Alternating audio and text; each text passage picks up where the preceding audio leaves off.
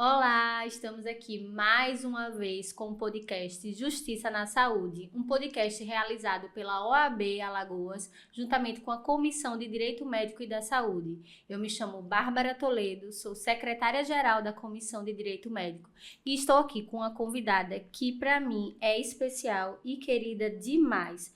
Doutora Eugênia Câmara, médica ginecologista, especialista em reprodução assistida, CRM Alagoas 5164, RQE 3647. Faltou só ela me dizer o CRM de Pernambuco, que eu sei que ela também tem. Muito obrigada, doutora. É um prazer te receber aqui para a gente poder levar informação a quem precisa. E o nosso tema hoje é sobre mulher moderna e a importância do congelamento de óvulos. E aí, doutora, eu queria saber como é que está o cenário atual hoje dessa mulher moderna, dessa mulher da geração Y, X, Z, Millennial, né? Essa questão de poder fazer o planejamento familiar. Então, está com você a palavra. Obrigada. Primeiro, eu agradecer, né, esse convite de estar aqui, trazendo informação, né? Acho que é importantíssimo canais como esse, Bárbara, para a gente divulgar realmente a informação de que as pessoas precisam saber mais, né? Às vezes a gente está diante de situações, de assuntos um pouco mais específicos, mas que na verdade tem uma questão muito maior por trás aí. E falando dessa mulher de hoje, né? Então, deixa eu agradecer a você, Bárbara, mais uma vez. Obrigada ao AB também por estar aqui. Parabéns pela iniciativa. E falando dessa mulher moderna, né? Todas nós, no mercado de trabalho, né? Existe uma mudança aí cultural, toda uma evolução cultural, as conquistas das mulheres, né? Cada vez mais. Hoje, no Brasil, por exemplo, falando de empreendedorismo, né? Nós, mulheres, compomos 48% já de mulheres, exatamente, empreendedoras, né? Um número super alto. E algumas coisas estão ficando para trás, né? Não para trás, mas as prioridades estão acontecendo. Então, a busca pelo mercado de trabalho, os estudos, né? Então, vem outras prioridades hoje na frente e a prioridade da maternidade realmente está ficando para um segundo plano. A questão é que nós mulheres não produzimos nossos óvulos ao longo da nossa vida inteira, né? Ele é finito. Então, quando entramos na menopausa, nós não produzimos mais óvulos nenhum. E existem algumas idades que realmente acontecem uma queda maior dessa questão, que vai influenciar na fertilidade, na capacidade reprodutiva da mulher, que realmente é a partir dos 35 anos. Então, nascemos com um número de óvulos, cerca de 2 milhões de óvulos. Essa produção acontece na barriga da nossa mãe. Quando entramos na puberdade, nós entramos aí nos ciclos menstruais com mais ou menos 400 a 500 mil óvulos. E esse estoque ele vai reduzindo ao longo dos anos. Só que muitas pessoas não sabem disso. Né? E como estão deixando para engravidar mais tarde, depois dos 30, 35, 40 anos, tanto é que tem um dado do IBGE que mostra que o número de mulheres entre 35 e 40 anos, mães, aumentou muito nos últimos anos, né? E diminuiu o número de mães com a idade mais jovem, 19, 20 anos. Então, realmente, a gente precisa olhar com mais cuidado para isso e ofertar o que a mulher pode usufruir para continuar na sua realização profissional também e fazendo seu planejamento reprodutivo. O que a gente percebe, Eugênia, é que as mulheres elas também estão buscando esse acompanhamento de uma forma tardia, né? Eu estava aqui com o doutor Luiz, a gente estava falando da questão da saúde masculina, essa questão da fertilidade e tudo. A gente mulher, a gente se programa antes, só que a gente só para ver essas questões de engravidar mesmo quando a gente está tentando. A gente não faz essa questão do preventivo para saber se tem algum fator genético que vai ter alguma alteração, se a gente tem alguma doença que cause a infertilidade. As mulheres, elas só buscam, e como você bem colocou, hoje em dia a gente está buscando cada vez mais tarde engravidar, então você já está buscando quando as possibilidades elas estão bem reduzidas. E aí eu queria que você trouxesse esse aspecto de qual seria o ideal, se pudesse ter um ideal, de como é que seria esse ideal de buscar o médico que é ginecologista e com a sua especialidade, né, de reprodução humana assistida, para poder ter esse caráter preventivo. Eu acho assim, hoje que bom que a medicina avançou muito. Não é a medicina, mas os serviços realmente, né, de saúde, de cuidado de saúde, né, avançaram muito, na verdade. Então, esse cuidado preventivo, né, nós somos um país que nós não trabalhamos com cuidado preventivo, né? Somos mais curativos, mas isso já vem mudando de uns anos para cá. E, de uma forma geral, em todas as áreas, nós já estamos tendo esse olhar preventivo. E aí, o médico que realmente a mulher frequenta, de certeza, todos os anos é o ginecologista. Verdade. Mas todos os profissionais podem auxiliar nisso, o nutricionista, inclusive, ou um médico que possa estar exercendo um outro papel no cuidado à saúde daquela mulher, ele pode atentar a esse cuidado, né? A gente tem que olhar para aquele ser que a gente está cuidando de uma forma universal. Então, sempre questionar, né, e conversar sobre esses aspectos e como estão os planos. Você deseja engravidar quando? Né? Então, ter essa conversa também em paralelo é muito importante. E é uma conversa que lá na frente vai fazer total diferença para essa mulher. Eu tenho certeza que se ela receber essa orientação antes, ela vai ser grata para o resto da vida, né? Porque é algo que é muito definitivo para a mulher depois. Então, normalmente, qual é a orientação? É que, se tratando do ginecologista, por exemplo, né? Conversar com a paciente no período dos exames de rotina. Muitas vezes, o exame de rotina geral já pode mostrar alguma característica, uma doença de base, como uma endometriose, uma síndrome dos ovários policísticos, que é uma doença ovulatória, algum fator ali que tenha ginecológico que possa repercutir na reprodutividade dela futura. Então, conversar também sobre essas viabilidades, fazer uma avaliação da reserva ovariana. Então, a partir dos 18 anos, a mulher já pode realizar essa avaliação da reserva ovariana.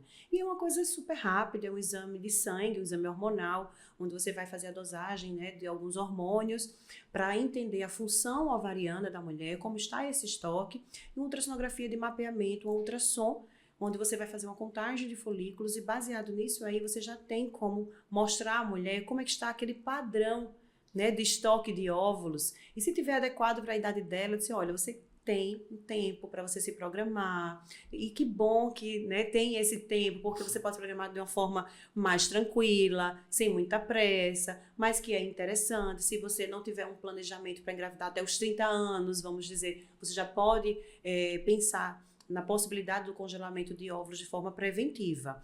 Hoje, a recomendação da Sociedade Brasileira de Reprodução Assistida e Reprodução Humana é que a mulher congele os óvulos até antes dos 35 anos, exatamente porque a partir dos 35 essa queda da fertilidade ela é maior. Mas quanto antes, melhor. Então, uma mulher de 30, de 29, de 28... Até porque, Bárbara, hoje em dia, cada vez mais a gente vem visualizando algumas patologias como a endometriose, que vem cada vez mais frequente aí, os adolescentes com muitos sintomas. Então, é importante ter esse olhar cuidadoso.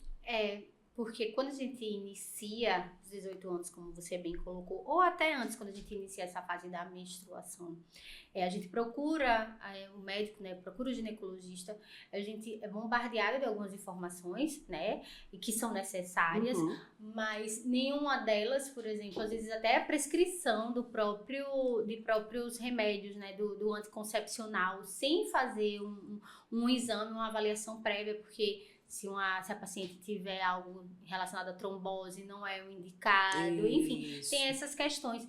E a gente não é aconselhada, pelo menos eu até então, não era aconselhada a fazer esse tipo de exame, que pode ser prescrito pelo próprio ginecologista, né? Não necessariamente você precisa ir para o especialista, falando do caráter preventivo mesmo. E ter essa autonomia tão importante, né? Porque quando você passa essa informação para a paciente de fazer determinados exames e checar como é que está a saúde dela, a saúde reprodutiva, né?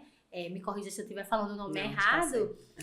Você dá autonomia para ela de querer se programar, se for algo que precisa de uma intervenção imediata, de mais precoce, melhor. Porque é o que eu falo sempre, essa questão da prevenção, ela é extremamente necessária, ainda mais com o estilo de vida que a gente vem levando hoje, com o tipo de alimentação que a gente vem consumindo hoje, maior tempo na rua, não ter o descanso adequado, porque se você parar para pensar no histórico, nossas mães, nossas avós, elas engravidavam muito cedo, mas também o papel que elas tinham na sociedade eram totalmente outros. E hoje os 40 são os 30, né? Os 50 são os 40, e é bom a gente estar aqui falando sobre isso, porque tem várias personalidades que estão engravidando mais tarde, mas a sociedade precisa entender como que tem esse passo a passo e o que é que a importância do médico, né, especialista por trás de todo, até chegar ao momento da gestação em si. Então, pois é, a gente precisa entender e aceitar que as coisas mudaram. As gerações mudaram. Então não dá mais pra gente tomar uma atitude de simplesmente subestimar uma idade da mulher. Ah, você é muito jovem, não precisa agora não, né? Vai tentar, vai fazer outra coisa e depois você vê, não, gente, as coisas mudaram muito, né? E em relação à saúde preventiva também. Então, hoje, cada vez mais, como você bem falou, tá tudo modificado no nosso mundo. O ambiente é outro, a gente tem um planeta totalmente diferente, né? Então, muita poluição, os alimentos estão transformados, né?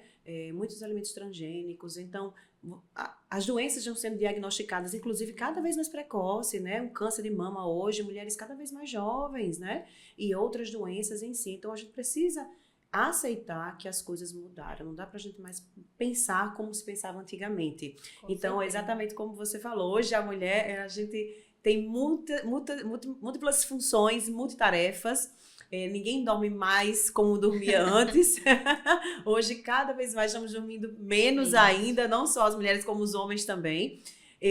A mudança realmente do estilo de vida, os alimentos transformados, né? A mulher e o homem, eles estão entrando, na verdade, o menino e a menina, em puberdade precoce, cada vez mais. Então, são alimentos xenoestrogênicos, né? Que são alimentos que têm uma similaridade com o estrógeno, então trazendo aí uma puberdade precoce para a menina, então expondo ela a mais menstruações, por isso que também a endometriose está aparecendo cada vez mais cedo, e realmente é assustador. Muitas adolescentes já com diagnóstico de endometriose, então é preciso ter um cuidado, um olhar cuidadoso, desde a infância, na verdade, dessa mulher, né? A gente tá falando de mulher aqui, mas de todo mundo, mas dessa menina, para que a gente não tenha uma repercussão muito significativa lá na frente, até porque a fecundidade do mundo está diminuindo. Isso é uma preocupação de todos nós. E falando em relação à endometriose, muitas pessoas, infelizmente, ainda não conhecem o conceito, ainda não conseguem identificar possíveis sintomas, porque antigamente era dado como algo fútil da mulher, ela sentir o normal, né? Ela sentir muitas cólicas durante o período menstrual e outros sintomas, e que é uma doença que pode causar infertilidade. E aí eu queria que você trouxesse esse aspecto da questão dos sintomas, o que fazer quando você tiver o diagnóstico de endometriose, a depender da idade. Se você pudesse compartilhar. Vamos lá. A endometriose é uma doença ginecológica e é uma doença que tem uma base também imunológica muito importante, tá? Tem a ver com a imunidade. Algumas mulheres vão ter tendência a ter, também tem uma parte genética envolvida, muito forte, então precisa ficar atento, primeira coisa, né? Mães, tias, irmãs com endometriose, isso traz uma carga genética importante, é preciso investigar nessa adolescente, enfim. Segundo, tem essa questão da base imunológica, tem essa questão dos ciclos menstruais. Endometriose é a presença de partículas do endométrio, que é a camada interna ali do útero, presente em outras regiões da pelve, tá? E às vezes até fora da pelve. Então, o que nós chamamos de um fragmento ectópico, né? Fora da região tópica. Quando a mulher menstrua, existem várias teorias de disseminação da endometriose. Uma delas é a teoria do refluxo realmente menstrual. Quando acontece a menstruação, a descamação daquele endométrio saindo pelo colo do útero, algumas partículas saem pelas tubas uterinas e caem no abdômen. e vão formar ali focos ectópicos naquela região, naqueles órgãos que estão ali ao redor dos órgãos reprodutivos.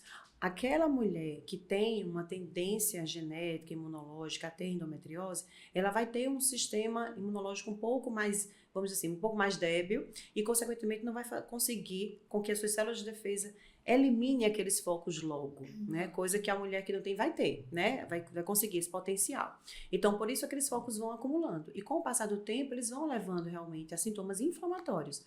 Cólica menstrual, independente da intensidade. Se é uma cólica leve, que não faz diferença para você, que não muda a sua vida, ou se é uma cólica incapacitante, que realmente deixa você com sintomas de doença, né, adoentado, independente da intensidade, é preciso investigar.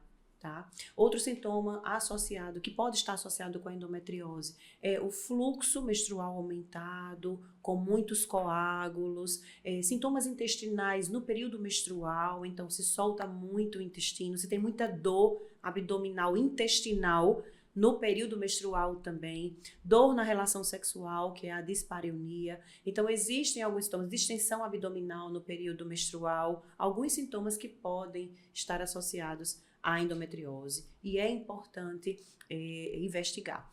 Nós temos uma cultura, né? Então, às vezes a mãe, a avó, vai perguntar às pessoas de casa, eu também tinha cólica, mas isso é normal. Aí cai onde você falou, é normal, é normal. Não, gente, sentir dor não é normal.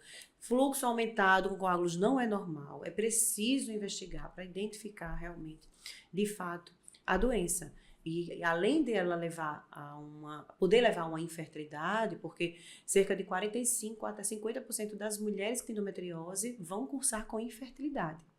Pode também trazer outras repercussões, realmente, para a paciente, né, de adoecimento. Então, a endometriose, os estudos já mostram associação com algumas doenças autoimunes, como um Hashimoto, uma doença intestinal autoimune, né, uma doença celíaca. Então, existem as associações. Então, a paciente adoece fibromialgia, com associação com endometriose. Então, é preciso identificar, tratar. Existem mecanismos de prevenção, é uma doença que não tem cura, Bárbara, mas tem controle. Então, é preciso... Isso bem claro. Sim. E existem várias formas hoje mais modernas de tratar. Antigamente só tratava com anticoncepcional e acabou, porque a questão maior é deixar a mulher sem menstruar, já que a menstruação piora.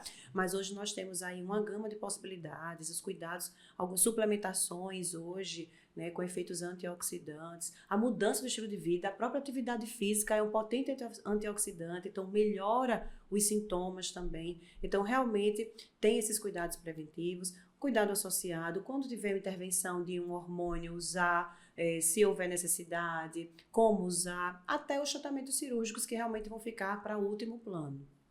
Aí, nesse caso, fui diagnosticada com endometriose, tenho 25 anos. Você vai fazer essa avaliação. E aí, a partir dessa avaliação, você vai me falar, Bárbara, você precisa fazer o congelamento dos seus óvulos, ou como é? Ou você já, Bárbara, se eu já tiver um relacionamento, se eu já quiser engravidar, a depender da minha situação, você já vai indicar a fertilização? Como é? Vamos lá. A questão da endometriose vai exatamente diferenciar se a paciente é uma paciente que já está ali tentando engravidar ou não, se é uma paciente que não quer engravidar, se já teve filho, já está com a prole ali, né? Mais se tratando da mulher que você colocou de 25 anos, né? Se ela é uma paciente solteira ou mesmo que tenha um parceiro que seja casada, mas no momento ela não deseja engravidar, e não tem um plano a curto prazo para engravidar,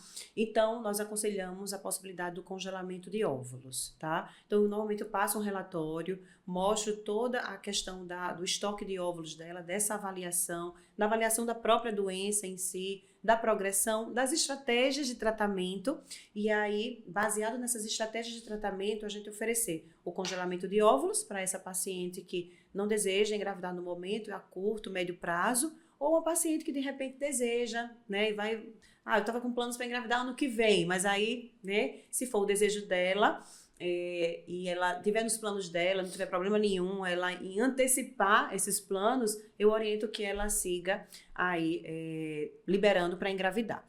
Não teria uma indicação logo precisa e primária de uma fertilização, a não ser que nós tenhamos identificado algum fator que realmente já seja um fator de infertilidade. Entende? Então, associado à endometriose. já que ela não tentou engravidar ainda. Então, ela tem endometriose, né, tem um plano de engravidar a curto prazo, mas não está liberada ainda para engravidar. Então, se preparar, liberar para engravidar, tentar ali pelo menos 6 meses, porque a mulher pode engravidar naturalmente, Sim, né? sim. E se de repente ela não engravidar, ela retorna para entrarmos com as estratégias, porque é uma doença que pode afetar a fertilidade. Então, nós já tratamos com a programação de uma forma um pouco diferente de uma mulher que não tem essa patologia. Entendi. Entendeu? Então, a gente não deixa ela muito solta, vamos dizer assim, porque aí tem que ter um guia, né, para ela seguir. Até porque, aí eu volto ao exemplo, uma mulher de 35 anos, diagnosticada com endometriose, então o planejamento já seria, a abordagem já seria outra. Exatamente. Por conta da questão da reserva ovariana, por conta da questão da idade. Da idade. Todos esses fatores, eles são observados na hora da sua avaliação. E se a paciente desejar, não, doutora, eu quero tentar engravidar. Então, a gente já amplia a investigação para avaliar todos os fatores do casal que possam levar a uma infertilidade. Então, a gente já adianta essa avaliação, tanto dela como do parceiro, que é importante, e já avalia se tem algum fator que possa realmente estar ali presente, sem eles ainda terem o conhecimento da infertilidade, tá? Como você colocou aqui, que é uma doença que ela não tem cura e ela tem controle, o que a gente tem visto no nosso judiciário de comportamento em relação a isso, em relação aos planos de saúde, é que quando você vem com uma documentação extremamente robusta, demonstrando que não há outra possibilidade a não ser a questão da fertilização, o judiciário ele está sendo tendencioso a fazer com que os planos eles façam essa cobertura, porque como a gente colocou aqui, é uma doença que causa infertilidade a depender do grau. Exato. Né? Não tem como reverter, o controle ele já chegou no limite, então através dessa documentação do médico, né, especialista, que não é por vontade e querer da mulher que ela está realizando a fertilização, está indo buscar no judiciário, é porque ela tem uma doença que gera infertilidade e que a única opção para ela será a questão da fertilização in vitro. E eu queria saber de você se existem esses casos dentro do seu consultório, como Sim. é que é o dia a dia. Na prática, sim, com certeza existe.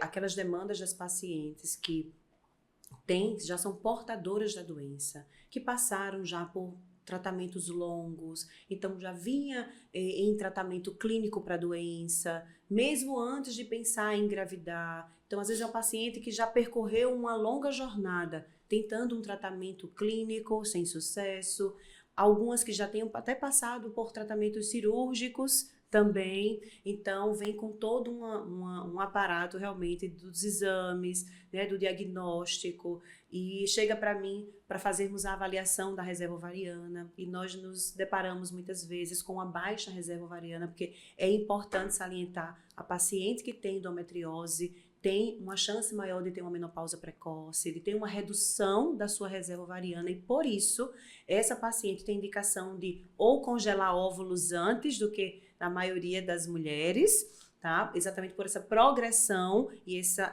repercussão na saúde dos óvulos dessa mulher, ou uma indicação de uma fertilização a depender da repercussão dessa endometriose na fertilidade. Então, às vezes é um paciente que já vem de uma longa jornada, então está ali mais estabelecido, é uma mulher que tem baixa reserva de óvulos, não tem mais indicação de fazer um tratamento de uma gravidez natural, né, de um tratamento de uma baixa complexidade, que só a fertilização realmente, de fato, vai trazer a viabilidade gestacional dela.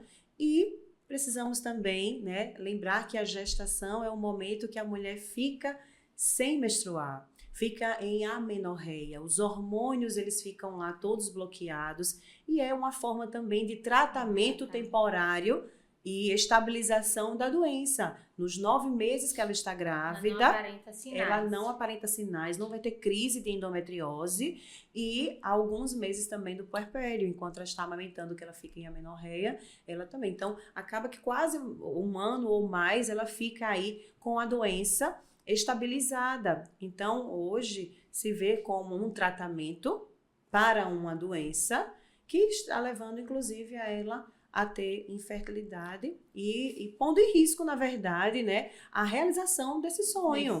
Porque exatamente. Já que ele a questão dos óvulos, ela é finita, né? Quando a gente, só para deixar claro para quem está nos assistindo, quando a gente fala de baixa reserva ovariana, a gente está falando de possibilidades pequenas de poder gestar, Eugênia? Explica isso pra gente. Pronto, reserva ovariana é o que a gente conversou aqui, né? O estoque de óvulos da mulher, é a capacidade reprodutiva em relação ao potencial de fecundação desse óvulo, tá? Então, nós fazemos essa avaliação da reserva ovariana, isso é muito individual da mulher, mas a reserva, de um modo geral, vai reduzindo ao longo dos anos, com o passar da idade. Essa questão da reserva em relação à própria endometriose é um fator que realmente faz a diferença, né? Então, a própria endometriose, ela vai reduzindo essa reserva, e a mulher, não que o fato de a mulher só ter uma baixa reserva ovariana significa que ela é infértil, não é, tá? Então, também não diz sobre potencial gestacional. Tipo, eu tenho uma baixa reserva, isso quer dizer que eu não consigo engravidar naturalmente? Eu tenho uma baixa reserva, isso quer dizer que eu tenho uma dificuldade maior de engravidar, tá? Mas a causa, o que levou essa mulher a ter uma baixa reserva? É só um fator idade, porque aí o fator idade influencia bastante, e não só pelo estoque, mas pela qualidade desse óvulo, que é um óvulo mais envelhecido, já tem menos propriedades e potencial de ser fecundado pelo espermatozoide e formar um embrião viável, né?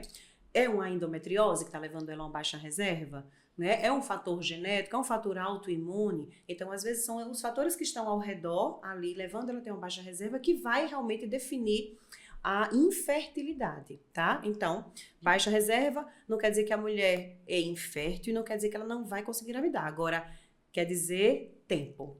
Entendi. Tempo. Ele dá tempo. Olha, você tem um estoque menor do que o ideal, às vezes, para sua idade, ou então está compatível com a sua idade, isso quer dizer que você não tem muito tempo. Então, as coisas têm que ser apressadas. Você precisa se planejar. Exatamente. Aí vem o planejamento.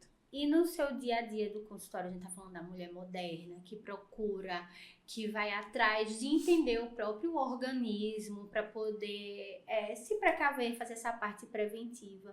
Você vê uma preocupação do homem também? Como é o seu dia a dia no consultório? Você recebe os casais? Porque, infelizmente, para nossa sociedade, a doença quem tem a infertilidade, né, quem tem a doença que causa a infertilidade é a mulher. E aí eu queria que você compartilhasse aqui pra gente como é a realidade, se há uma procura dos homens também entender se tem alguma doença, qual o papel dele, né, nessa questão do planejamento familiar. Pois é uma questão muito cultural também, achar que só a mulher pode ter dificuldade de engravidar e que a mulher tem muito mais fatores de infertilidade do que o homem, mas não, 45% das causas de infertilidade conjugal é por fator masculino. Então, homens, atenção, vocês se cuidem, porque o fator, e cada vez mais os estudos eles mostram que dos últimos 70 anos, Bárbara, a fecundidade do homem também reduziu. Por todas essas questões que nós conversamos aqui, nessas mudanças do nosso planeta de um modo geral, né? E a mudança do estilo de vida também, todas as questões relacionadas a trabalho, a sono, né? A má qualidade de alimentação, sedentarismo, obesidade, tudo isso também vem repercutindo de uma forma negativa na fecundidade do homem. Então, diante disso, nós normalmente recebemos esse casal e que é fundamental a compreensão, entender que realmente o homem também precisa ser investigado, né? Infelizmente hoje, eu acho, não sei se rolou esse papo aqui com o Dr. Luiz, mas que a gente não tem hoje, na verdade, um critério estabelecido de um rastreio no homem, a Sim. partir de tal idade, começar a fazer um espermograma. Não, a gente abordou isso inclusive ele disse a mulher procura o ginecologista para tratar essas questões da saúde reprodutiva e tudo, mas para o homem só há a procura do especialista quando é para fazer o exame de próstata Pois é. ou se aparece algo fora do normal e aí sim ele procura, mas fora isso, de fato... Que é cultural também e que precisa ser mudado, né? Então, o homem também precisa frequentar o urologista como a mulher frequenta o ginecologista o quanto antes. Receber as orientações, entender, tirar suas dúvidas e aí realizar os exames que são necessários também, né? Mas ainda é um tabu, Bárbara, ainda é um tabu muito grande. Muitas pessoas pensam que realmente o fator é mais feminino. E às vezes o homem nunca fez o espermograma. A grande maioria dos casais que chegam realmente no consultório para investigar a infertilidade, o homem nunca fez o espermograma. E às vezes se depara com a situação, porque às vezes pensa que é só a mulher que está tendo uma dificuldade, se depara com uma questão ali de uma infertilidade e que jamais nunca passou na cabeça dele. Porque nunca teve realmente também nenhum sinal, né? Nunca passou por nenhuma situação, porque às vezes você tem um histórico, sim, né? É um homem que teve um problema hormonal, um homem que teve uma questão cirúrgica, uma malformação, alguma coisa na adolescência ou na infância que pode aumentar a chance dele ser infértil, mas a maioria não. E aí se depara quando faz o espermograma, que é o exame que avalia a fertilidade masculina.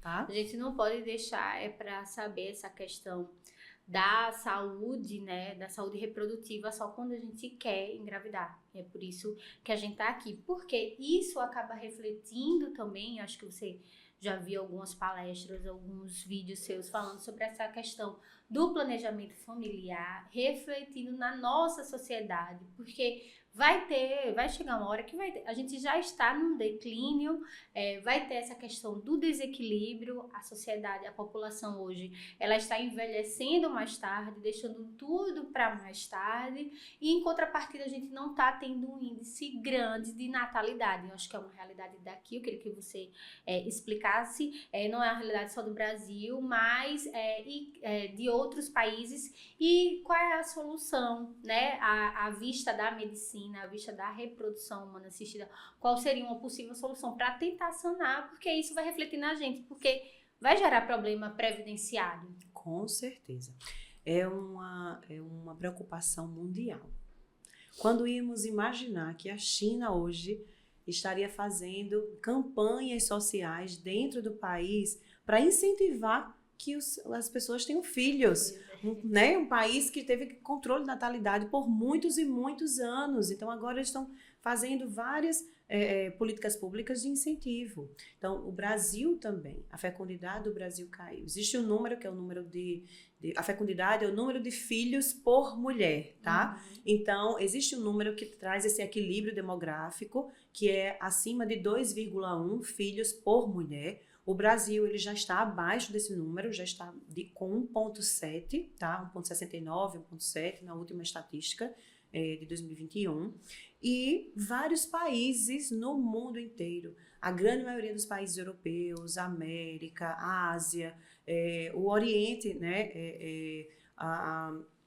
O leste europeu é uma grande preocupação, a Rússia. Então, se você colocar aí no Google, na internet, você vai observar a taxa de fecundidade no mundo. Vários países com muitas campanhas incentivando. Incentivo financeiro, de licença maternidade, de licença paternidade. Aumentando também o tempo de produtividade em relação à questão da aposentadoria, né? Então, aumentando a idade aí. Então, várias coisas estão sendo realmente realizadas para incentivar. E parece que não está ainda fazendo muito efeito, porque realmente é uma preocupação grande. As pessoas estão deixando para engravidar mais tarde, a fecundidade, de modo geral, o potencial reprodutivo do homem e da mulher está caindo, a mentalidade mudou muito e estamos aí com uma geração mais jovem, né, que é a geração Z, né, é uma geração que não quer ter filhos. Sim. É uma geração que pensa muito na sua individualidade. E que está até substituindo a criança por pets, né? Exato. Aumentou muito, né? O É. número de pets, o mercado de pets e tudo mais. É uma pessoa hoje dessa geração que pensa muito na sua individualidade, tem menos relação sexual, inclusive isso já é comprovado cientificamente, tá? E que pensa muito ali, no seu mundo interno, né? Socializa cada vez menos, os trabalhos estão sendo voltados mais para os trabalhos online, né? Então, isso é uma preocupação. É uma preocupação para o mundo inteiro, para o desequilíbrio. E a questão de você realizar um planejamento reprodutivo, mesmo que você não queira. Hoje eu não quero ter filhos, penso em nunca ter filhos, mas, gente, nós somos seres mutáveis. Estamos mudando a cada momento. As nossas opiniões mudam e mudam rápido, viu? Olha, eu vou contar um caso, um casal que teve no consultório. Eles estão juntos há uns 5 anos. Ele já tem 3 filhos de um outro relacionamento, vasectomizado, já realizou vasectomia para não ter mais filho. Ela tem 2 filhos de um outro relacionamento. E aí eles se uniram nesse mundo, nesse processo aí de 5 anos atrás. Vamos viver a nossa vida, nossos filhos estão adultos e tal. E eles fizeram 1 ano viajando e tal. Pronto, no outro ano ela já disse, agora eu quero ter filho. Como assim? E aí, veja, então modifica. Nosso pensamento muda a cada momento. Então, que a gente não possa ficar à mercê do tempo. Que a gente possa utilizar a tecnologia, a ciência ao nosso favor. Com certeza. Né? Nós estamos num mundo que está, né, inteligência artificial, tudo aí acontecendo. Então, a ideia é planeje sua reprodução. Planeje, mesmo que você não queira. O congelamento de óvulos, por exemplo, congelamento de espermatozoides, de sêmen, também deve ser orientado para o homem, porque apesar do homem produzir espermatozoides durante toda a sua vida, mas a fecundidade está reduzindo.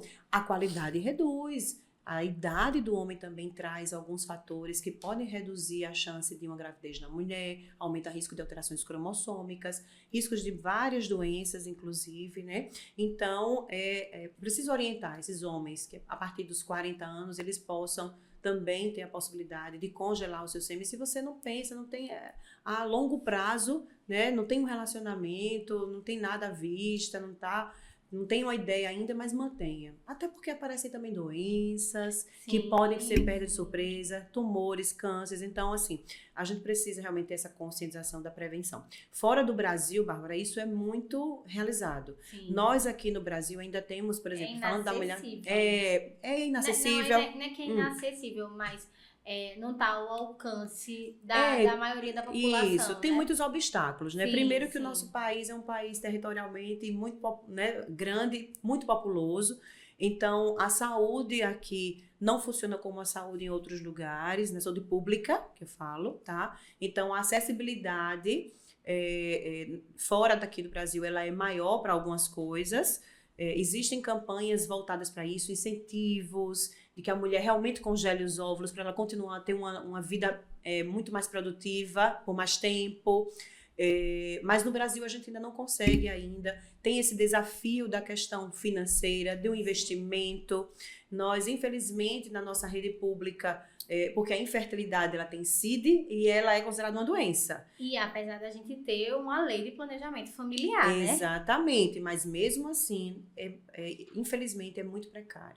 Então, no nosso país, nós não temos a rede realmente de diagnóstico e tratamento de infertilidade é muito restrita. Muito restrita. E isso traz um problema grande para as pessoas conseguirem acessar esse tratamento, né? Essa possibilidade da preservação da fertilidade. Mas, recentemente, a gente teve um ganho, assim, eu digo a gente porque... acho que quando isso acontece, ganha-se a população, ganha-se todo mundo.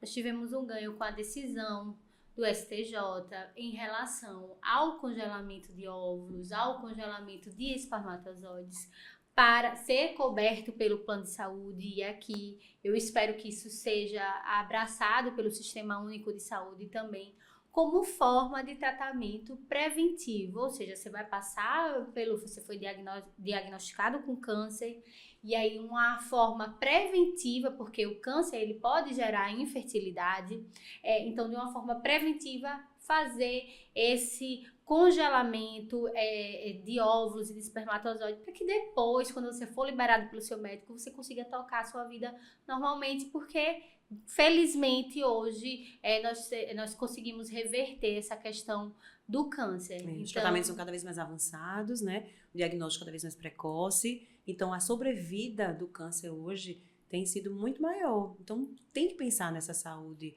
né, da maternidade e da paternidade após o tratamento, né? É uma nova vida que começa ali, né? Eu queria só que você explicasse um pouquinho essa questão do que pode realmente gerar essa infertilidade, que se você já atendeu alguma paciente dentro do teu consultório que passou por isso e como é que foi? Sim. Na reprodução assistida, existe essa área que é em relação à prevenção direcionada para o câncer, que é a oncofertilidade. Então, nós tratamos de oncofertilidade feminina e masculina. E o objetivo é exatamente proporcionar a preservação desses gametas antes de iniciar um tratamento com quimio ou com radioterapia, que são realmente tratamentos que podem levar a uma infertilidade ou transitória ou realmente permanente da mulher e do homem. E esse sonho da realização da família biológica ir por água abaixo depois do tratamento do câncer. Então, traz também uma questão de uma esperança ainda alívio, maior, né? Um alívio, porque os estudos mostram também, Bárbara, que o primeiro questionamento quando o homem ou a mulher ele recebe o diagnóstico do câncer é: eu vou me curar, eu vou morrer, né? O segundo é: eu vou conseguir ser mãe, eu vou conseguir ser pai, entendeu? Então, isso tira um peso gigantesco, ajuda de uma forma muito positiva a enfrentar aquela doença, e passar, ter mais garra, ter mais vontade de passar, e realmente, sem dúvida, você tem as questões da positividade, né, voltado para recuperação, né? Da doença. Então, a oncofertilidade, ela traz isso. Então, hoje é possível. O congelamento do sêmen é algo que é muito simples, né? Então, é só o homem ir e fazer realmente, faz os exames, né, de sorologia e tudo mais, que são pré-requisitos, mas exames laboratoriais, que é coisa muito rápida, e ele faz a coleta do material dele e mantém congelado lá, tá? A mulher precisa de uma estimulação ovariana, estimulação hormonal, mas que a gente pode começar em qualquer fase do ciclo. Não é necessário esperar alguma fase e tal. Então, a gente faz essa avaliação. Normalmente são pacientes que já vêm com exames, porque já vem do oncologista, ou vem do cirurgião oncológico, do mastologista, enfim, do médico que está tratando daquela doença. Então, na maioria das vezes, eles já estão quase com todos os exames todos prontos. Então, a gente conversa, passa as possibilidades, as estimativas, o que esperar, né, e realizar o procedimento. A mulher, ela estimula os ovários, né, com os hormônios, nossos hormônios, só que são sintéticos. O objetivo é fazer com que os folículos ovarianos cresçam para a gente fazer a aspiração dos óvulos. É um procedimento que é indolor, anestesia com sedação, aquela anestesia que nós chamamos de geral endovenosa, dura cerca de 15, 20 minutos, o procedimento é muito rápido, é todo por via vaginal, como uma punção guiada por ultrassom, via vaginal. Então, não vai furar a barriga, não vai cortar a barriga, nada disso. E o paciente não sente dor, realizou a aspiração dos óvulos, acessa os ovários ali pela via vaginal, aspira todos os óvulos, o paciente já vai ali ser acordada, vai esperar, né, recuperar da anestesia e vai receber a alta. Então, e esses óvulos, eles ficam congelados por tempo indeterminado, tanto os óvulos como os espermatozoides, tá? Não tem prazo de validade para manter criopreservado. O prazo também, o tempo de validade não vai influenciar na qualidade desses gametas e quais são as viabilidades. Esse material, ele pode ser utilizado futuramente, que esse é o grande objetivo. Caso não precise também, porque se de repente o paciente ele retornar à sua fertilidade, conseguir, né, de forma natural e tal, você pode desprezar esse material depois, ou você pode doar de forma anônima ou não anônima, né? Que no Brasil é permitido até parêntese até 4º grau. tá? Existe muito essa demanda, né? Mas precisa aumentar ainda mais, porque é o que a gente está fazendo aqui, é trazendo informação, porque muitas vezes a gente precisa ter tá linkado os serviços, né? Então tá ligado o médico do que vai tratar da doença, linkado a um especialista em reprodução, que encaminhe logo que essa viabilidade seja rápida. Então, por exemplo, comigo lá no consultório, a gente já tem uma liberdade, e a minha equipe já sabe, então entrou em contato com o paciente oncológico, a gente já dá prioridade para atender o mais rápido possível, entende? Porque não tem tempo, fator tempo é importante, e tem essa questão jurídica ali junto do paciente, o paciente saber, entender que hoje é legal, exatamente, que ele pode, é direito dele, né? É um direito. Eugênia, vamos encerrando por aqui o nosso podcast Justiça na Saúde. De antemão, eu queria te agradecer pelo tempo, que eu sei que essa médica aqui é corrida. Agradecer a disponibilidade por estar aqui, por estar compartilhando todo o seu conhecimento do dia a dia. Tem as redes sociais, que eu vou pedir para você falar para quem quiser entrar em contato, mas agradecer em nome da comissão, em nome da OAB, por você estar aqui e falar que é importante, um momento importante, porque nós trouxemos todas essas informações, não só para a mulher, mas como também para o homem. E passo a palavra para você falar suas considerações finais. Eu que agradeço a presença, mais uma vez o convite. Estar aqui numa instituição, né, tão importante para a sociedade, trazendo informação e que nós possamos ajudar cada vez mais pessoas e transmitir aqui o que é necessário para elas. Quero me deixar aqui disponível para o que vocês precisarem, tá? Podem me chamar. E aí, minhas redes sociais estão aí no Instagram, doutora Eugênia Câmara. Tem o site da clínica também, que está lá também no site, Eugênia Câmara, né? E aí vocês podem abordar alguns assuntos que também tem lá. E a mensagem que eu quero deixar é exatamente essa, assim, que tanto... Falando das mulheres, né, que nós mulheres que estamos aqui, mulher moderna no mercado de trabalho, que lutamos com toda a garra para conquistar o nosso espaço, muito bem merecido, mas que nós possamos hoje ter um olhar cuidadoso para a nossa saúde reprodutiva. Não deixem para depois. O tempo realmente é óvulo, a gente perde com o tempo, né?